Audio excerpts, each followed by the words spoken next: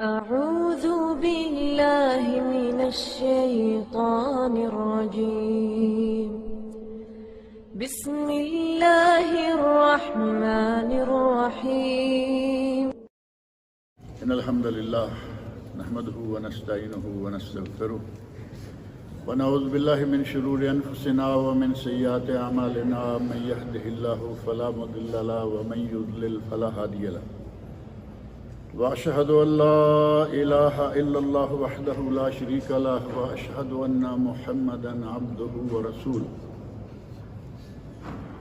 أما بعد فإن خير الحديث كتاب الله وخير الهدي هدي محمد صلى الله عليه وسلم وشر الأمور محدثاتها وكل محدثة بدعة وكل بدعة ضلالة وكل ضلالة في النار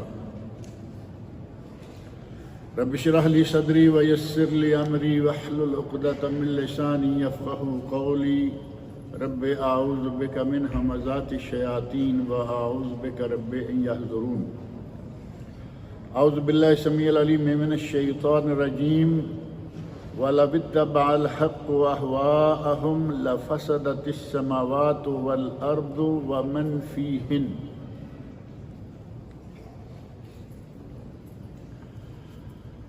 آج ایک ایسے موضوع پر گفتگو ہونے جا رہی ہے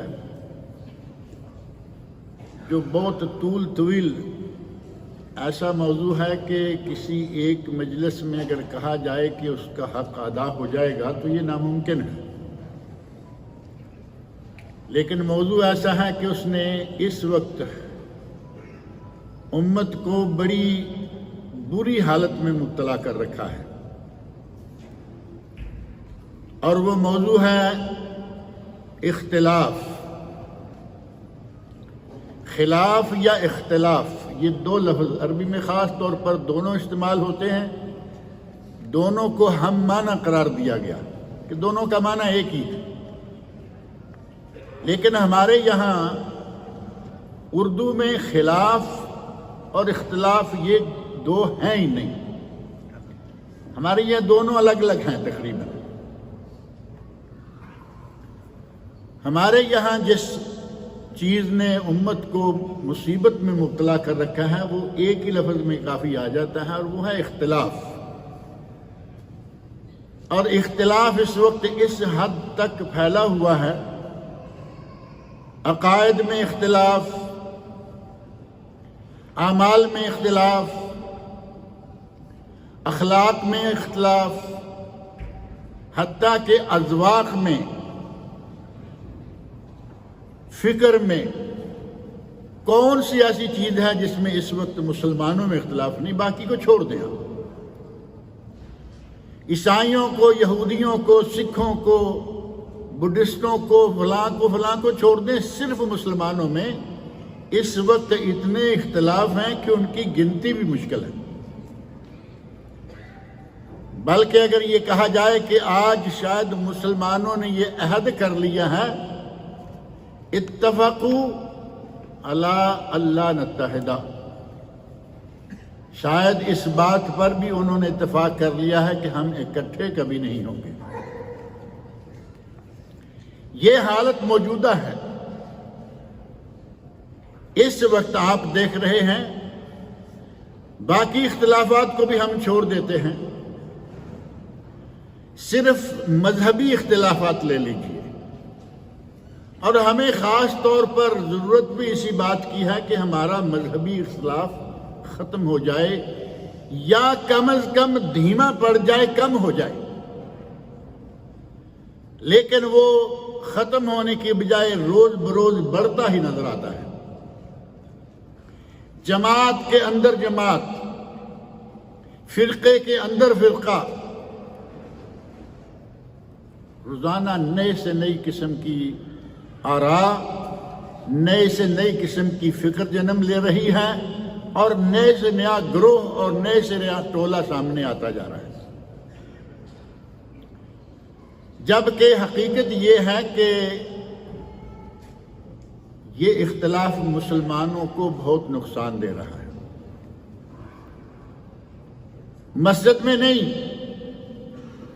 باہر کی دنیا میں مسجد میں اپنی اپنی مسجد میں نماز پڑھی گئے، باہر کی دنیا میں مسلمانوں کی طاقت کو کمزور کرنے کا بہت بڑا سبب یہ اختلاف۔ مسجدیں تو ہمارے یہاں معروف ہے نا، مسجد کے اوپر لکھا ہوا ہے اس مسجد میں وہابی نماز نہیں پڑھ سکتا۔ ایک بورڈ تھوڑے دنوں میں نے ایک بورڈ پڑھا ہے اور شاید وہ موجود بھی ہے میرے پاس، اس مسجد میں وہابی نماز نہیں پڑھ سکتا۔ اور دوسرا تو مشہور ہے نا، جامع امام فلاں الحنفیہ، جامع مسجد حنفیہ، معنی یہ کہ ہماری مسجد میں غیر حنفی نہ آئے۔ اب مسجد تو مان لیا کہ تمہاری مسجد میں حنفی کے علاوہ کوئی نہ آئے، تمہاری مسجد میں وہابی داخل نہ ہو، وہابیوں کی مسجد میں تم داخل نہ ہو، تمہارا یہ مذہبی اختلاف تمہارے دلوں کے اندر گھر کر رہا ہے، کر چکا ہے، اور تمہاری طاقت دوسرے لوگوں کے سامنے ختم ہوتی جا رہی۔ قرآن کریم میں اللہ رب العزت نے ارشاد فرمایا ہے کہ اختلافات نہ کرو، وَلَا تَنَازَعُوا فَتَفْشَلُوا وَتَذْهَبَ رِيحُكُمْ۔ وَلَا تَنَازَعُوا، آپس میں کسی قسم کا تنازع نہ رکھو، اختلاف نہ رکھو، فَتَفْشَلُوا، ناکام ہو جاؤ گے، وَتَذْهَبَ رِيحُكُمْ، اور تمہاری ہوا اکھڑ جائے گی۔ ہوا کہاں اکھڑے گی؟ مسجدوں میں نہیں، ہوا کافروں کے دلوں میں اکھڑے گی، اور وہ آج اکھڑی ہوئی ہے۔ مسلمانوں کی قیمت آپ کے سامنے ہے کہ اس وقت کافروں کے یہاں کیا قیمت ہے مسلمان کی۔ ایک وقت تھا کہ مسلمانوں کے ارادے کا سامنے والے کو پتہ چل جائے تو وہ وہیں سے ہینڈز اپ ہو جاتا تھا۔ وہ مبارک زمانہ گزرا، بعد میں ایسے زمانے آئے کہ چھوٹے چھوٹے گروہوں نے، چھوٹی چھوٹی جماعتوں نے بڑے بڑے ملکوں کو ہرا دیا۔ دلوں میں مضبوطی تھی، دلوں میں قوت تھی، مسلمانوں کا آپس میں اتحاد تھا، اتفاق تھا، نتیجہ یہ کہ کافر ان کے سامنے ٹکتا ہی نہیں تھا۔ اور آج کافر ایسے پنجے گاڑ کے بیٹھا ہوا ہے کہ اتنا سا ملک ہے، پوری دنیا کو تگنی کا ناچ نچا رہا ہے۔ حقیقت ہے یا نہیں؟ یہ مسلمانوں کی کمزوری ہے، ورنہ ایسا کیسے ممکن تھا؟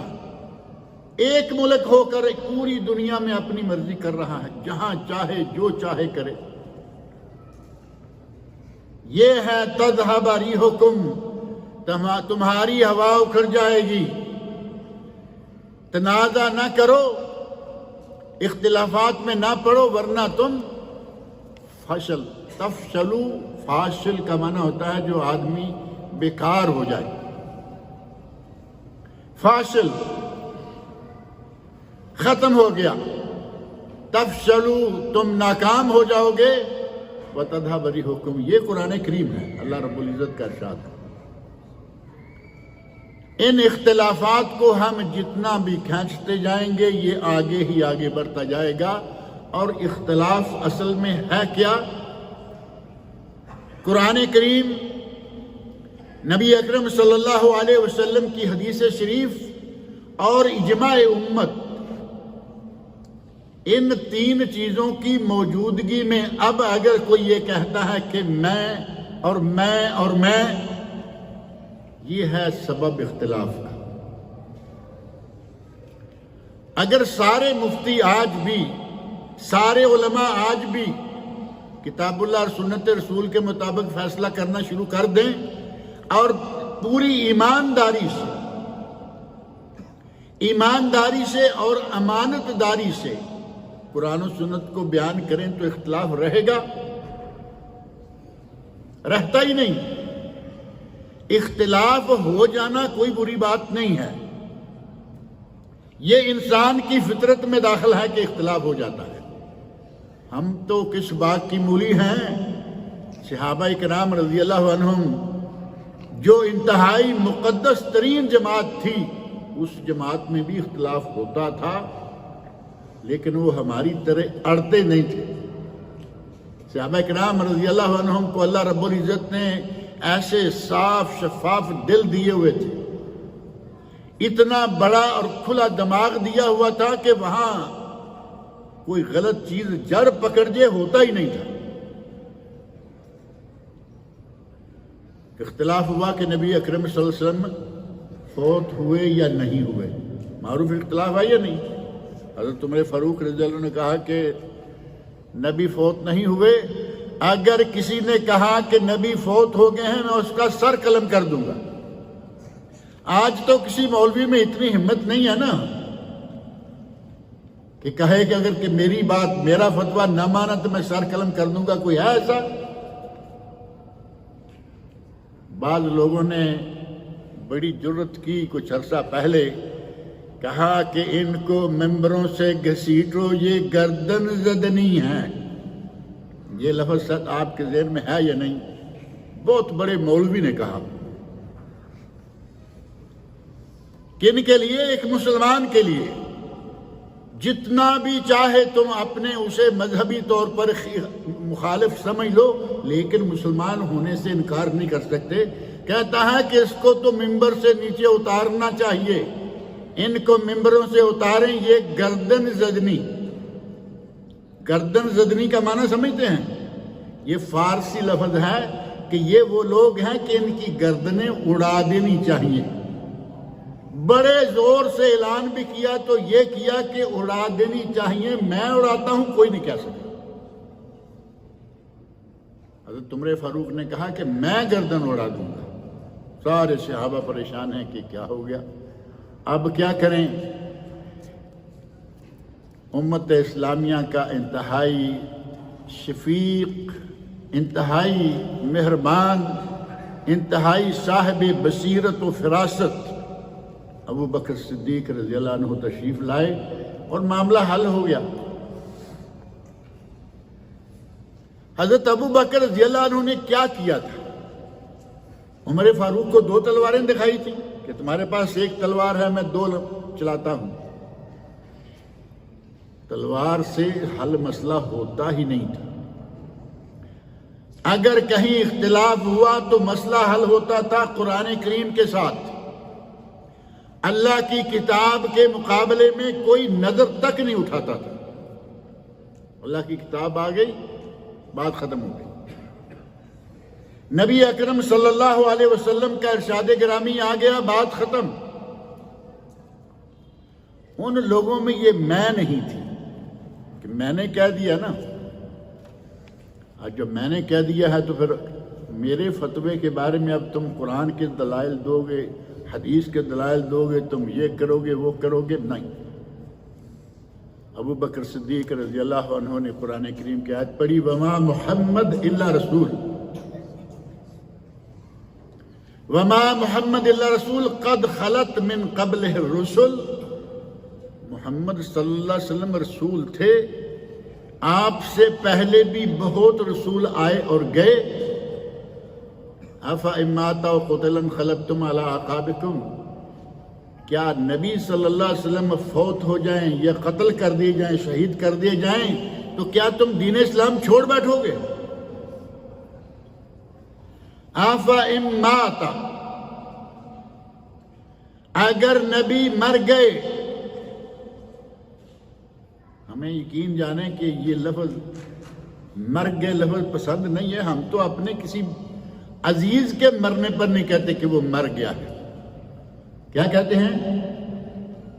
فوت ہو گیا۔ یا کہیں گے جی حضرت انتقال فرما گئے، اور اگر کوئی بڑے ہی زیادہ بڑے حضرت ہیں تو کہیں گے جی حضرت پردہ پوش ہو گئے۔ اللہ رب العزت نے وہاں فرمایا افإن مات، اگر مر گئے، اگر میرا نبی مر گیا تو کیا تم دین اسلام کو چھوڑ بیٹھو گے؟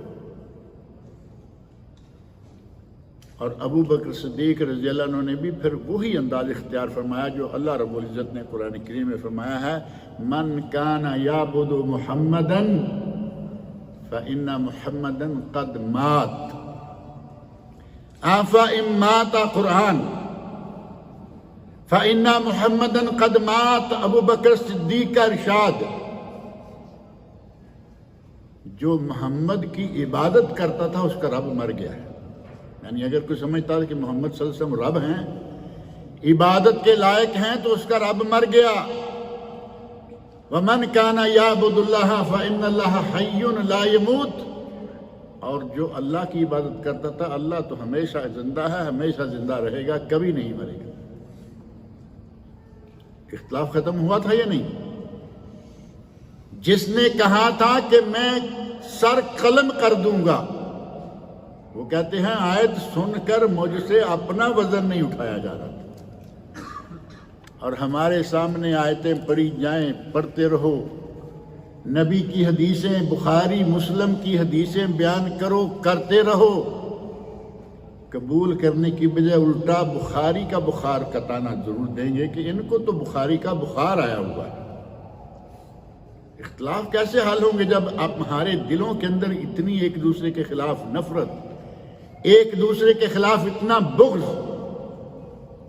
یہ اختلاف اسلام میں قطعاً جائز نہیں ہے۔ اختلاف رائے صحابہ میں ہوا، مسئلہ حل ہو گیا۔ حل کس نے کیا؟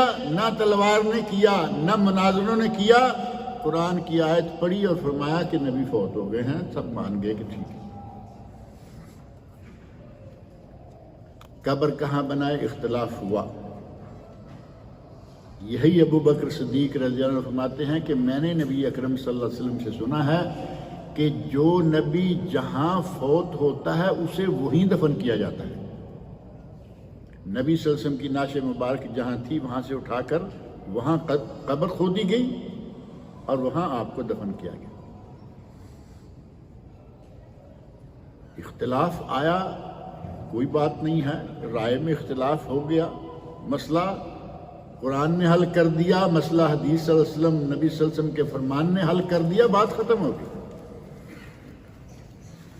لیکن جب تک اپنی میں کو ذبح نہیں کریں گے یہ مسائل حل نہیں ہوں گے۔ ہمارے یہاں یہی مشکل ہے۔ میں نے پہلے بھی ایک دن کہا تھا کہ عید پہ میں قربانیاں، بکریوں کی میں کو ذبح کر دیتے ہیں، اپنی انانیت کی میں کو ذبح نہیں کرتے۔ اس میں جو جہاں لگ گیا، ایک کسی احمق انسان نے جملہ بنا دیا ہے جو جہاں لگا ہے ٹھیک لگا ہے،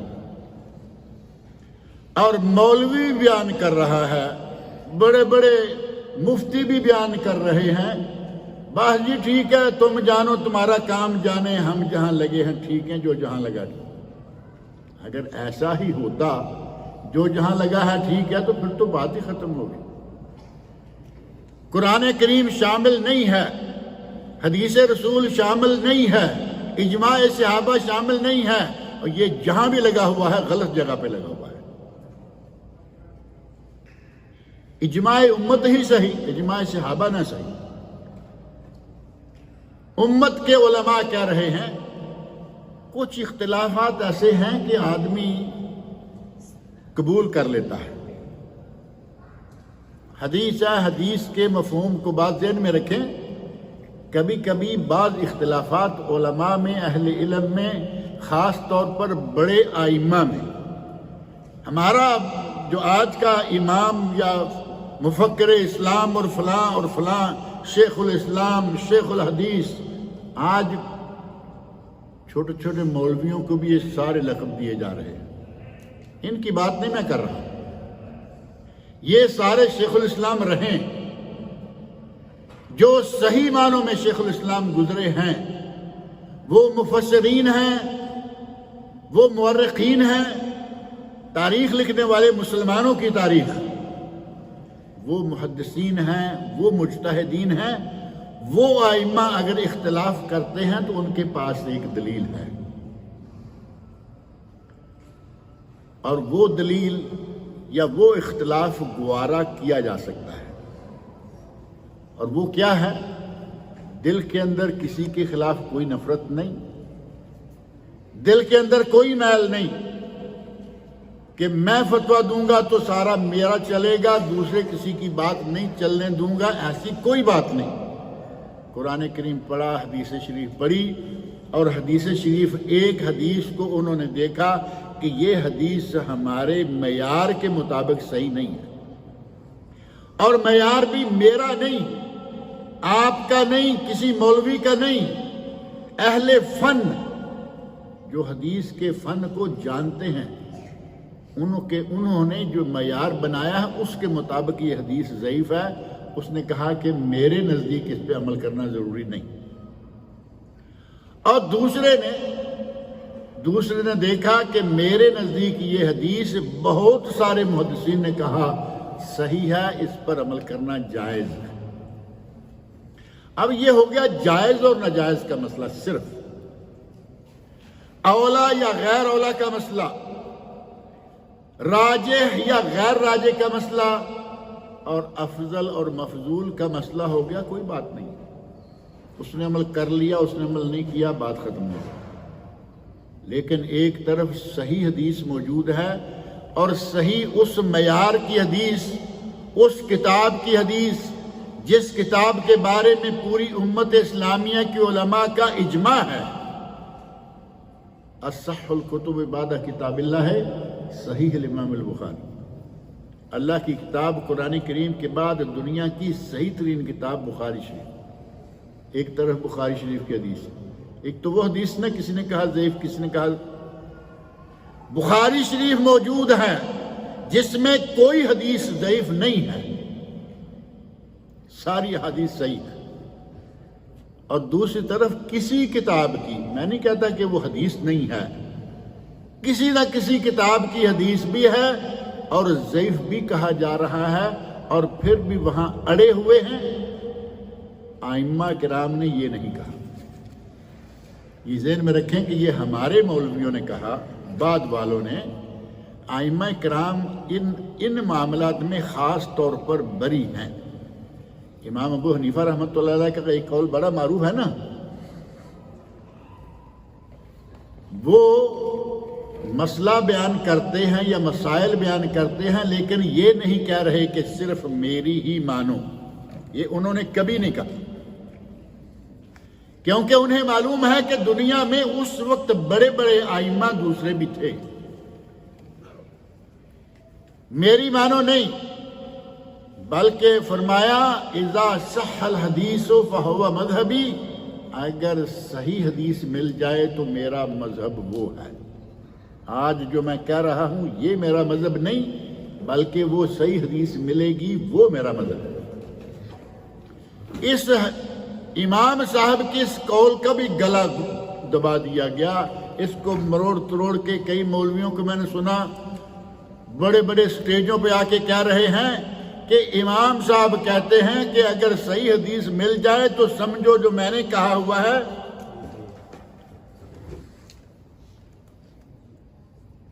تعویل کرنے پہ آئیں تو ہمارا مقابلہ ہی کوئی نہیں کر سکتا۔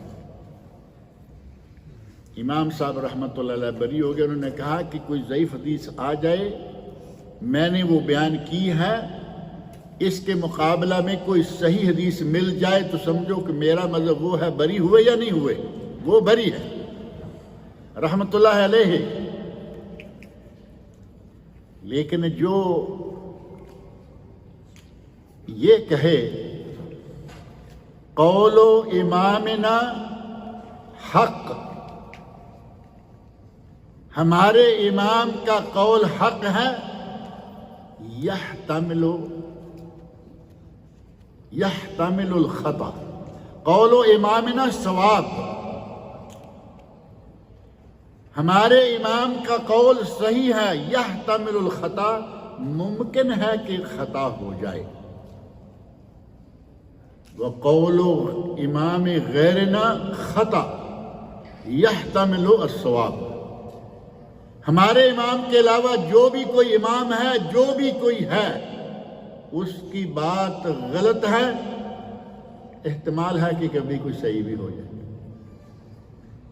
یہ امام ابو حنیفہ کے معتقدین میں سے لگتا ہے آدمی؟ بڑے بڑے علماء یہ بات کہتے نظر آ رہے ہیں۔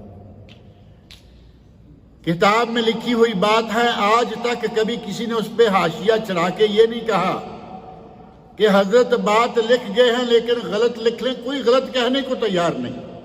تو اس کا مطلب یہ ہوا کہ آج تک وہ بات دلوں پہ لکھی ہوئی ہے کہ واقعی ہمارا امام جو کچھ کہے وہ صحیح ہے، کبھی غلطی ہو سکتی ہے، اور دوسرے امام جو بھی کرتے ہیں غلط کرتے ہیں، کبھی صحیح بھی ہو سکتا ہے۔ انہوں نے تو دوسرے اماموں کو کہاں رکھ دیا؟ معروف ہے، کہتے ہیں کہ اگر پاگل سے کبھی کوئی صحیح بات نکل آ جائے، پاگل کے منہ سے کبھی کوئی صحیح بات نکل جائے تو وہ عاقل نہیں ہو جاتا۔ پاگل ہے، کوئی بات کبھی کبھی اس کے منہ سے بھی صحیح نکل جاتی ہے، تو کیا کہیں گے کہ اب یہ بڑا سمجھدار ہو گیا ہے، اسکالر ہو گیا ہے؟ تم نے تو لوگوں کے اماموں کو اس سے بھی گرا دیا ہے۔ اس قسم کا تعصب صحابہ کرام رضی اللہ عنہ میں نہیں تھا کہ جو کچھ ہے میں ہوں یا میرا امام ہے اور بس۔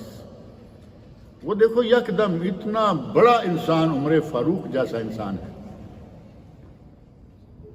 ایک منٹ نہیں لگایا، ادھر آیت سنی، ابو بکر صدیق نے وہ جو چار کلمات کہے وہ سنے، کہتے ہیں کہ میری ٹانگیں میرا وزن اٹھانے سے قاصر ہو گئی، میں بیٹھ گیا۔ یہ تھا ایمان، اور یہ تھا اختلاف کا ادب۔ اگر کوئی صحیح دلیل دے دے تو اختلاف چھوڑ دو۔ ہمارے یہاں یہ صحیح دلیل دے دے اختلاف چھوڑ دو نہیں، اس کو بھی ہم کہیں گے نہیں جی ہمارے مولویوں کو پتہ نہیں۔ صحیح بات سن کے، قرآن کی آیت سن کے، حدیث صحیح بخاری کی سن کے، پھر بھی کہیں گے کیا ہمارے مولوی کو، ہمارے امام صاحب کو، امام صاحب سے مراد مسجد والا امام میں کہہ رہا ہوں، ہمارے امام صاحب کو جس کے پیچھے ہم نماز پڑھتے آ رہے ہیں، کیا اسے معلوم نہیں تھا؟ اس نے ہمیں یہ سکھایا۔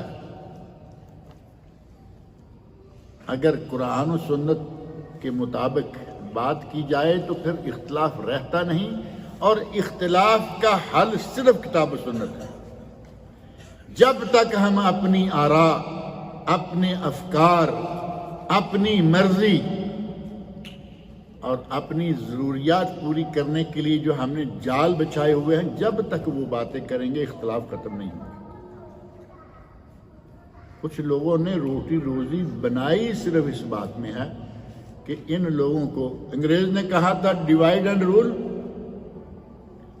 انگریزوں نے بڑا معروف جملہ ہے نا، ڈیوائڈ اینڈ رول، لوگوں کو اختلاف میں مبتلا کر کے لڑا بھڑا کے رکھو اور خود حکومت کرتے رہو، یہ آپس میں لگے رہیں گے، تم حکومت کرتے رہو۔ ہماری پارٹی میں بھی ایسے لوگ ہیں کہ ان مسلمانوں کو اسی طرح رکھو اور اپنا حلوہ مانڈا چلاتے رہو۔ یہ طریقہ کار اسلام میں پسند نہیں کیا جاتا، کافروں نے پسند کیا، ڈیوائڈ اینڈ رول کرتے رہیں، ہمارے یہاں ایسا نہیں۔ قرآن کریم آ جائے اپنی تلوار پھینک دو، حدیث رسول آ جائے تلوار پھینک دو، اجماع صحابہ آ جائے تلوار پھینک دو۔ امام ابو حنیفہ رحمۃ اللہ علیہ نے ایک بات بڑی زبردست کہی ہے،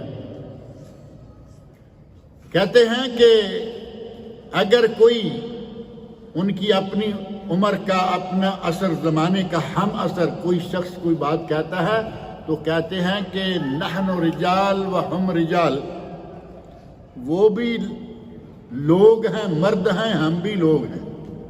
مطلب یہ کہ وہ بھی عالم ہیں تو ہم بھی الحمدللہ عالم ہیں۔ تابعین تک بات گئی تو کہا نحن رجال و ہم رجال، وہ بھی رجال ہیں، ہم بھی رجال ہیں۔ لیکن جب صحابہ اور نبی صلی اللہ علیہ وسلم تک بات کہی تو کہا کہ یہاں نہیں، یہاں انہی کی چلے گی۔ قرآن کریم، سنت رسول صلی اللہ علیہ وسلم اور اجماع صحابہ، اس کے آگے کسی کی نہیں چلتی۔ اتنے بڑے بڑے امام یہ بات کہہ گئے۔ آج امت کو انتہائی سخت ضرورت ہے اس بات کی کہ جو عموماً یہ کہا جاتا ہے کہ فروعی مسائل ہیں، فروعی مسائل ہیں تو اس میں کیا مسئلہ ہے؟ بھئی ہمارے فروعی مسائل عقائد کو چھوڑ دیں، آج تو عقائد میں بھی اختلاف ہیں یا نہیں؟ مختلف عقیدے مختلف ہیں۔ اللہ کہاں ہے؟ یہ ایک عقیدے کا مسئلہ ہے، آپ کو لوگ کہیں گے، کوئی کہہ رہا ہے ہر جگہ موجود ہے، کوئی کہہ رہا ہے ہر جگہ موجود ہے، کوئی کہہ رہا ہے کہ جہاں وہ ہے وہ وہیں ہے، نعوذ باللہ گویا کہ اسے آسمان پہ بند کر دیا، جبکہ اللہ قادر و قدیر ہے، وہ آسمان پر ہے، اس کا علم و قدرت ہر جگہ موجود ہے، ہر رات کے آخری پہر وہ آسمان دنیا پر نزول فرماتا ہے۔ صحیح حدیث ہے یا نہیں؟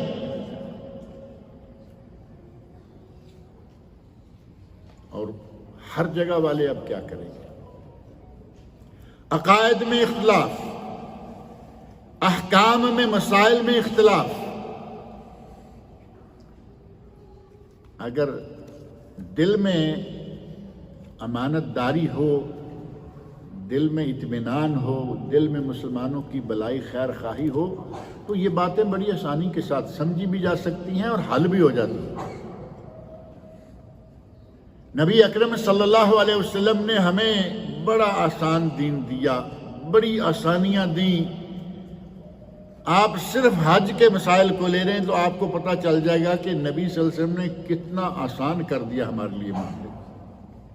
عید کے دن، عید الاضحیٰ، 10 تاریخ کو حاجی پر جو 4 کام کرنے ہوتے ہیں، معروف ہے نا وہ، تو ان 4 کاموں کی ایک ترتیب ہے جو نبی اکرم صلی اللہ علیہ وسلم نے سر انجام دی خود۔ آپ نے اس ترتیب کے مطابق حج ادا فرمایا، اور وہ ترتیب کیا ہے؟ طواف صحیح، ایک طواف صحیح ہے جسے طواف افاضہ حج کہتے ہیں، قربانی ہے، بال کٹانا ہے، اور جمرہ کبریٰ کو رمی کرنا ہے۔ ان 4 کاموں میں ترتیب کیا ہے؟ سب سے پہلے جا کے جمرہ کبریٰ کو رمی کریں، دوسرے نمبر پر جا کے اپنے جانور کو ذبح کریں، 2 ہو گئے۔ تیسرے نمبر پر حلق یا تقصیر، اپنا سر منڈوائے یا بالوں کو چھوٹا کروائے، پورے منڈوا دے یا چھوٹا کروا دے۔ اور چوتھا کام ہے بیت اللہ جا کر طواف افاضہ اور سعی کرے۔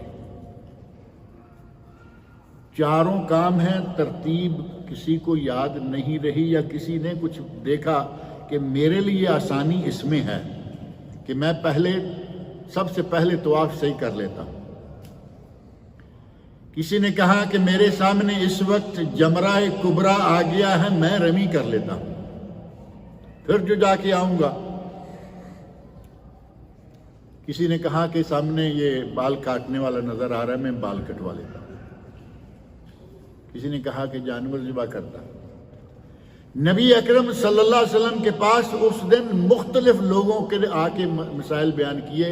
کسی نے کہا رمیت بعد ان امسیت، یا رسول اللہ میں نے 2-3 کام پہلے کر لیے، رمی میں نے تب کی جب شام ہو گئی۔ فرمایا لا حرج، کوئی بات نہیں، کر لیا ہے کوئی بات نہیں۔ کسی نے کہا کہ میں نے طواف پہلے کر لیا ہے، کسی نے کہا کہ میں نے حلق تقصیر پہلے کر لیا ہے۔ جس نے جو کہا آپ نے فرمایا لا حرج۔ ہمارا دین تو اتنا آسان ہے، کوئی حرج نہیں، ہو گیا۔ لیکن لا حرج جہاں کہا ہے وہاں تو مان لیا، لا حرج بات ختم ہو گئی۔ اب اگر باقی کاموں میں بھی جہاں لا حرج کا ذکر نہیں ہے، بھائی ظہر کی 4 رکعتیں پڑھوں میں یا 2، لا حرج کہیں ہے؟ نہیں ہے نا۔ جہاں لا حرج ہے اس پہ عمل کر لو، جہاں نہیں ہے وہاں لا حرج کو داخل نہ کرو۔ حج کی 3 اقسام ہیں، نبی صلی اللہ علیہ وسلم نے تو ایک حج کیا نا، لیکن 3 اقسام بیان فرمائی ہیں اور فرمایا کہ ان تینوں میں سے جس کو جو بھی کوئی حج کرنا ہے، جو کسی کو توفیق ہے وہ کر لے، قربانی والا کرنا ہے 2 وہ ہیں، حج تمتع، حج قران، اور بغیر قربانی والا کرنا ہے تو ایک وہ بھی ہے حج افراد یا مفرد۔ نبی صلی اللہ علیہ وسلم نے ہمیں آسان دین دیا اور اس دین کی آسانی کو ہم نے اتنا تنگ کر دیا، یہ ہو گیا تو دم، وہ ہو گیا دم۔ وہاں آپ سنیں گے فتوے کہ چھوٹی چھوٹی بات پہ دم، اور اس پہ دم، اس پہ جی میں نے ایسے سر کو کھجایا تو بال گر گیا، دم دو، بال نکل گیا، دم دو۔ ام المومنین حضرت عائشہ صدیقہ رضی اللہ عنہا سے کسی نے پوچھا تھا کہ ام المومنین احرام کی حالت میں اگر کہیں خارش ہو تو، یعنی بال کے گرنے کا، تو انہوں نے کہا اگر میرے ہاتھ باندھ دیے جائیں اور میرا پاؤں وہاں پہنچ سکے تو میں تب پاؤں سے بھی خارش کر لوں گی، کیونکہ ہمیں اسلام نے یہ پابندیاں دی نہیں جن پہ عمل کرنا انسان کے بس سے باہر ہے۔ بعض لوگ تو یہ بددعا دیتے ہیں کہ اللہ کرے تجھے وہاں خارش ہو جہاں تیرا ہاتھ نہ پہنچے۔ حضرت عائشہ رضی اللہ عنہا نے فرمایا کہ میرے ہاتھ باندھ دیے جائیں تو میں پاؤں سے بھی خارج کروں۔ دین اتنا آسان ہے، ہم نے اس کو وہاں پہنچا دیا جہاں اس کے جانے کے لیے کوئی راستہ ہی نہیں تھا۔ ائمہ کرام رحمۃ اللہ علیہم اجمعین وہ سارے بری ہیں، یہ ہمارے مولویوں کے سارے کام ہیں، بعد والے مولویوں کے۔ بڑے ائمہ 4 جو مشہور ہیں ان میں سے کسی میں یہ تعصب نہیں تھا، ان میں سے کسی میں یہ تنگ نظری نہیں تھی، وہ بڑے کھلے دل کے تھے۔ اور آپ نے دیکھا ہوگا کہ ان کے ماننے والے ایک عرصے تک کھلے دل کے رہے، ایک عرصے تک۔ ایک واقعہ بڑا معروف ہے، حنفی اور شافعی 2 جماعتیں ایک دوسرے کو ملنے کے لیے، جیسے ہوتا ہے نا کہ ایک جماعت آج بھی احناف علماء اکٹھے ہو گئے، کہا کہ اہل حدیثوں کے پاس چلتے ہیں، کوئی موضوع ہے اور کوئی موضوع نہ صحیح ملکی اور سیاسی، قومی اور ملی موضوع پر تو اکٹھے ہو ہی جاتے ہیں نا، یہ سال میں ایک آدھ بار یہ اکٹھے ہوتے ہیں۔ پاکستان میں کیا، انڈیا میں کیا، جب کبھی کوئی ملی مسئلہ آ جاتا ہے تو مولوی سارے اکٹھے ہو جاتے ہیں۔ کسی موقع پہ حنفی شافعی ان دونوں کا ایک دوسرے سے ملنا ضروری ہوا، اجتماع ہوا۔ اب جو احناف ہیں ان کے چیف کہہ رہے ہیں کہ دیکھو ہم جا رہے ہیں شافعیوں کے پاس، اور شافعی آمین بلند آواز سے کہتے ہیں، رفع یدین کر کے نماز پڑھتے ہیں اور ہاتھ اونچا باندھتے ہیں۔ ہم چونکہ ان کے مہمان ہیں اور میزبان کے احترام کے پیش نظر ہم ان کے مشورے پر، ان کی رائے پر یا ان کے مذہب پر چلیں گے۔ طے ہو گیا، ٹھیک ہے۔ اور جن شافعیوں کے پاس وہ جا رہے ہیں جو میزبان بننے والے ہیں، انہوں نے کہا دیکھو ہمارے جو مہمان ہیں وہ حناف ہیں، اور ان کے یہاں ہاتھ جو ہے وہ ذرا نیچے باندھا جاتا ہے، آمین بلند آواز سے نہیں کہتے اور نہ ہی وہ رفع یدین کرتے ہیں، تو ہم اس مرتبہ ان کا احترام کریں گے۔ ان کی موجودگی میں جو نمازیں ہوں گی ان میں ہم ان کی طرح کی نماز پڑھیں گے۔ دلوں میں وسعت ہے یا نہیں؟ ہمارے یہاں ایسا سوچتا بھی کوئی نہیں کہ کہیں ایک نماز بھی کسی دوسرے کے پیچھے پڑھنے میں، باہر بورڈ لگایا ہوا ہے کہ یہاں فلاں کا داخلہ منع ہے۔ مسجد نہ ہوگی تیرے باپ کا گھر ہو گیا، جس کو چاہو بند کر لو، مسجد اللہ کا گھر۔ مسجد وقف للہ ہوتی ہے، جب تک وقف للہ نہ ہو وہ مسجد ہو ہی نہیں سکتی، لیکن اپنا بورڈ رکھا ہوا ہے۔ اب کیا زبردست قسم کا لطیفہ سمجھے بن گیا کہ حنفی آمین کہہ رہے ہیں، رفع یدین کر رہے ہیں، انہوں نے ہاتھ اونچے باندھے ہوئے ہیں، اور شافعی جو میزبان ہیں وہ بیچارے رفع یدین بھی نہیں کر رہے، ہاتھ بھی نیچے باندھے ہوئے ہیں، اور آمین بھی انہوں نے بلند آواز سے نہیں کیا۔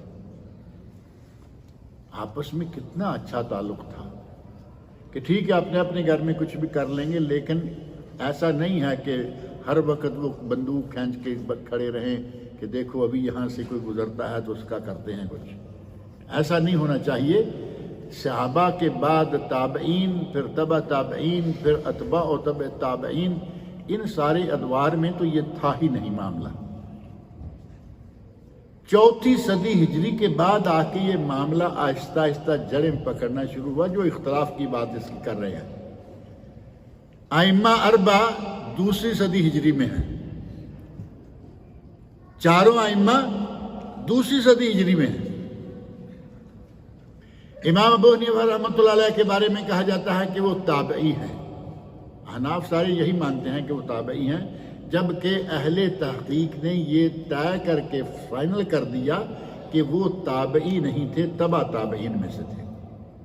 لیکن تابعی مان لیجئے، تابعی ہی مان لیجئے، تبع تابعین کو بھی وہ مقام حاصل ہے.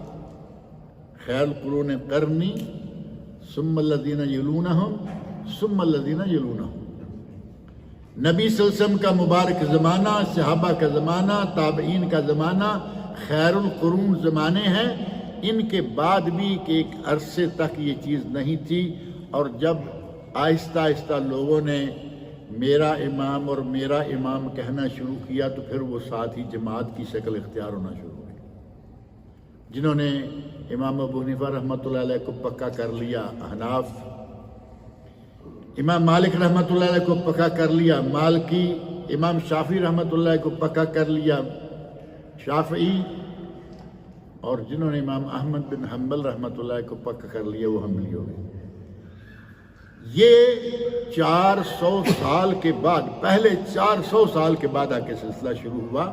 لیکن پھر بھی اتنا پیار جو میں بیان کر رہا ہوں، ایک دوسرے کی رائے کا اتنا احترام ہے، جنگ نہیں.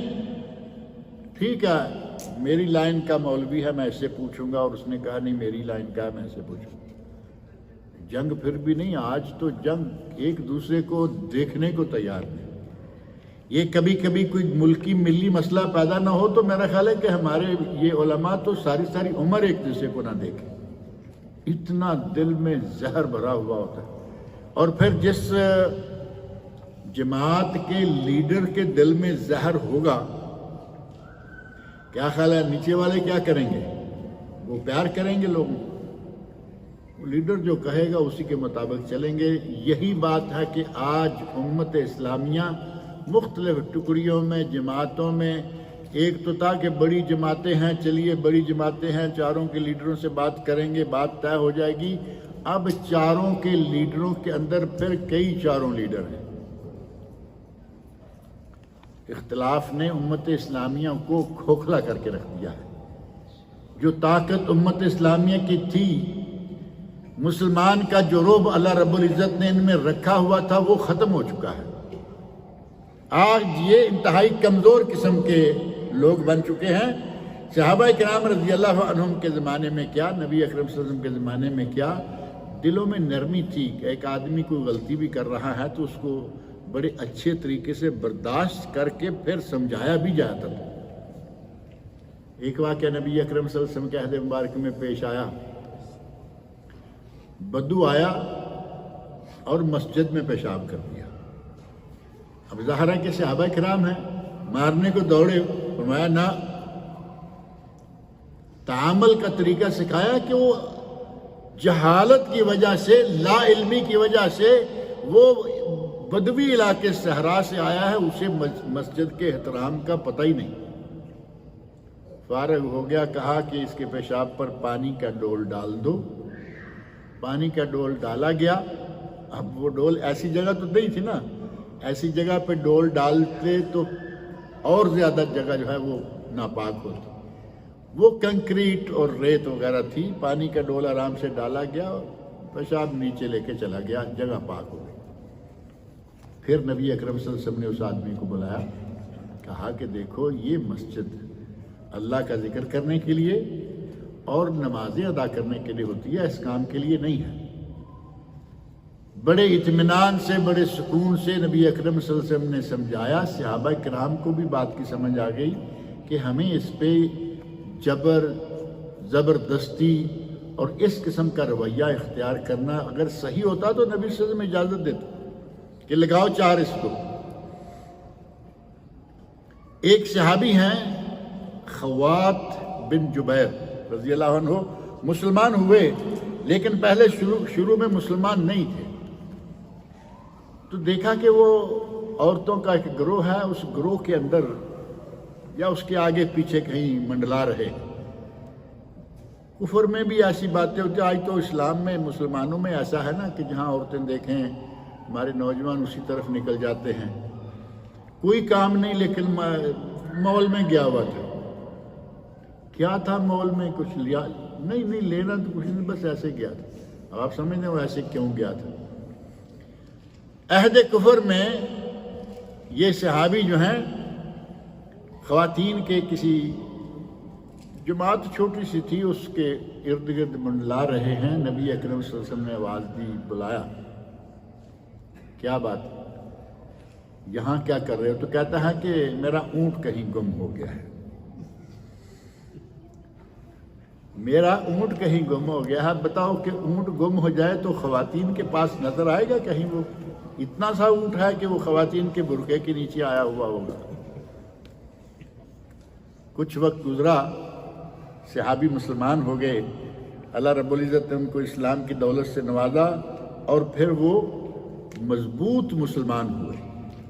پہلے جب نبی صلی اللہ علیہ وسلم نے پوچھا کہ کیا ہوا ہے، تو کہتے ہیں التمس بعیرن شاردن، میرا ایک اونٹ بھاگ گیا ہے، میں وہ تلاش کر رہا ہوں۔ مسلمان ہو گئے تو نبی اکرم صلی اللہ علیہ وسلم کبھی کبھی مزاحن پوچھتے، ماذا فعل بعیرک، تیرے اونٹ نے کیا کیا؟ تیرا وہ اونٹ ملا نہیں ملا؟ جیسے ہوتا نا آدمی پوچھتا ہے ہنستے ہوئے، تیرا وہ اونٹ ملا یا نہیں ملا؟ تیرے اونٹ نے کیا کیا؟ تو کہتے ہیں قیدہ الاسلام یا رسول اللہ، اے اللہ کے رسول، میرے اونٹ کو اسلام نے باندھ دیا ہے، میرے اونٹ کو اسلام نے باندھ دیا ہے۔ ہمارا اونٹ تو نہ اسلام باندھ رہا ہے، نہ قرآن باندھ رہا ہے، نہ ہماری حدیث باندھ رہی ہے، ہمارا اونٹ کو ہر وقت کھلا ہی کھلا ہے۔ نبی صلی اللہ علیہ وسلم نے جس وقت اس نے یہ بات کہی، کافر تھا، تب بھی سختی کے ساتھ نہیں، آرام سے پوچھا، شرماتے ہوئے بہانہ بناتے ہوئے آدمی نکل گیا۔ اور مسلمان ہونے کے بعد پھر ہنستے ہیں کبھی نہ کبھی یاد کر کے اس واقعہ کو۔ اگر اختلاف کہیں آپ کی رائے کے خلاف کوئی کام ہو رہا ہے تو اس کو اپنا دشمن نہ سمجھ لیں کہ یہ تو شاید کسی دوسری قوم کا ہے یا دوسرے مذہب کا ہے، مسلمان ہے، ٹھیک ہے، آپ کی رائے کے خلاف اس کی رائے ہے کسی نہ کسی وجہ سے، اس بات کو چھوڑیں۔ اگر آپ کو اللہ توفیق دے تو پیار سے، محبت سے اسے سمجھائیے کہ بھائی قرآن کریم یہ دیکھو، حدیث شریف یہ دیکھو، اور اس کے بعد اپنا عمل جو ہے اس کو تم خود سے کر لو۔ ہمارا ایک پرابلم جو بہت بڑا ہے وہ یہ ہے کہ ہم اپنی دنیا کے لیے بڑا وقت نکالتے ہیں پڑھنے کے لیے، اسٹڈی، ساری عمر اسٹڈی۔ میں نے کئی ایسے لوگ دیکھے ہیں کہ بہت دور تک جا چکے ہیں، بیٹوں کی بیٹیوں کی شادیاں ہو گئیں اور نانا ابو دادا ابو بن گئے اور کورس کر رہے ہیں۔ اب وہ کورس مدینہ یونیورسٹی کا نہیں ہے، نہ ہی وہ کہ بخاری یا مسلم کا کسی دینی کتاب کا یا کسی دینی معاملے کا کورس کر رہے ہیں، اپنی لائن کا، جو کسی کی لائن ہے، انجینئرنگ ہے، یہ ہے اور وہ ہے۔ دین کا معاملہ آئے گا، کوئی کورس نہیں، کوئی کچھ بھی نہیں، سیکھنے کی طرف آنے کے لیے تیار ہی نہیں۔ چل کہاں رہے ہیں؟ زیادہ سے زیادہ ہم چل رہے ہیں اپنے باپ دادا کی لائن، بس جو ہمارے بڑے کرتے آئے ہم بھی کر رہے ہیں، اور جو ہمارے مسجد کے مولوی صاحب کہتے ہیں وہ بھی کر رہے ہیں۔ اب اور کیا کریں بھائی؟ مرتے ہوئے ٹانگیں قبر میں ہیں، کہنے کو ڈر آتا ہے کہ کہے گے کہ کہاں پہنچا رہے ہو ہمیں۔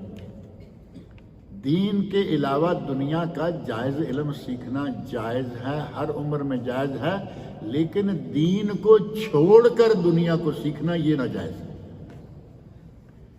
دین کے معاملے میں بالکل ہی پرواہ نہ کی جائے، اسے بول و براز کے آداب سیکھنے تک کی توفیق نہ ہو اور دنیا بھر کی ڈگریاں اکٹھی کرتا پھرے، قطعاً جائز نہیں ہے۔ اسلام ایسا دین نہیں ہے کہ کہے کہ تم انجینئر نہ بنو، ڈاکٹر نہ بنو، یہ نہ بنو، وہ نہ بنو، بنو سب کچھ بنو، لیکن پہلے مسلمان تو بنو۔ وہی معاملہ یہ ہے کہ ہمارے یہاں میں حنفی ہوں، میں شافعی ہوں، میں حنبلی ہوں، میں مالکی ہوں۔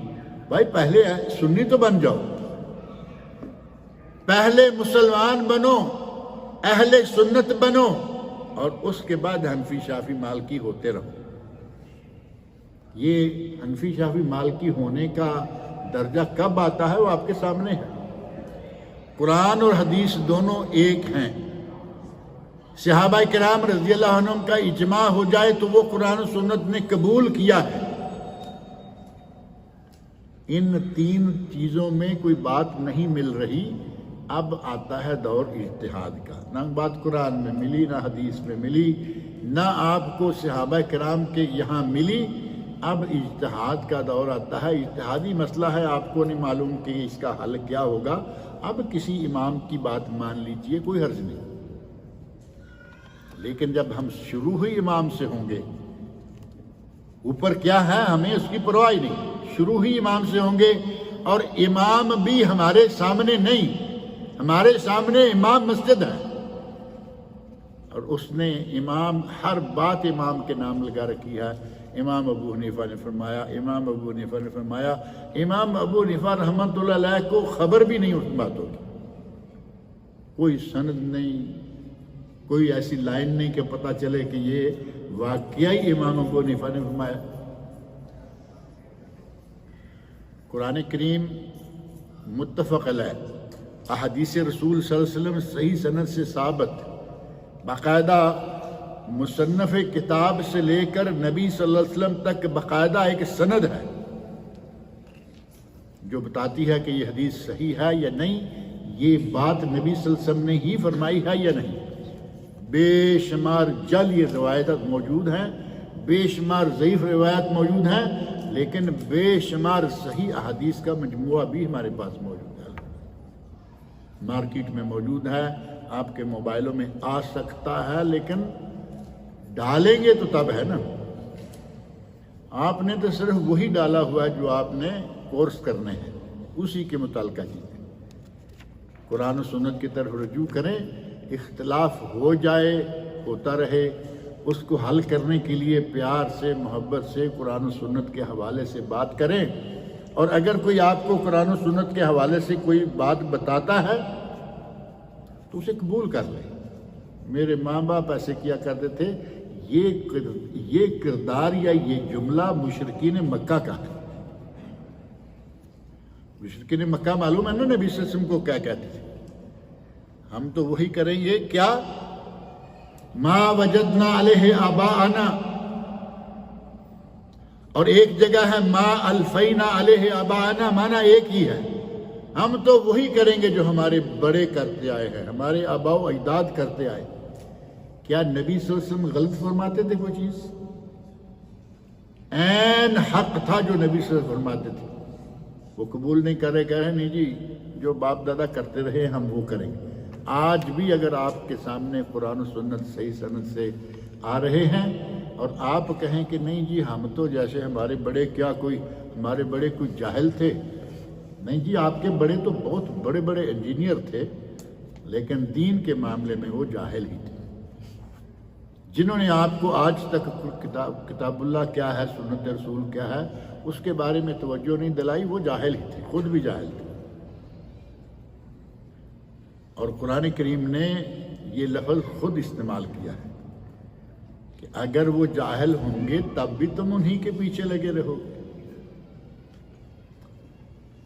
موضوع جیسا میں نے شروع میں کہا تھا کہ یہ موضوع بڑا طویل ہے، لیکن میرا خیال ہے کہ کافی ہے، بات سمجھ میں آ گئی ہے یا نہیں؟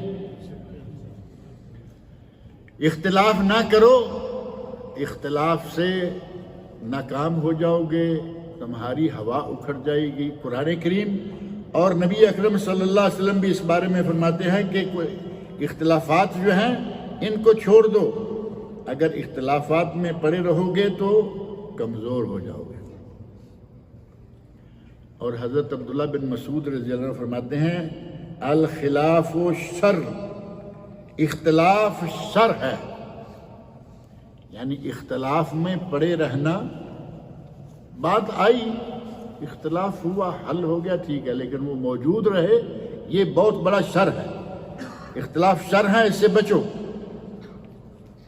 لا تختلفوا فتختلف قلوبکم، ظاہر میں جو مسائل ہیں ان میں اختلاف نہ کرو، تمہارے دلوں میں اختلاف داخل ہو جائے گا۔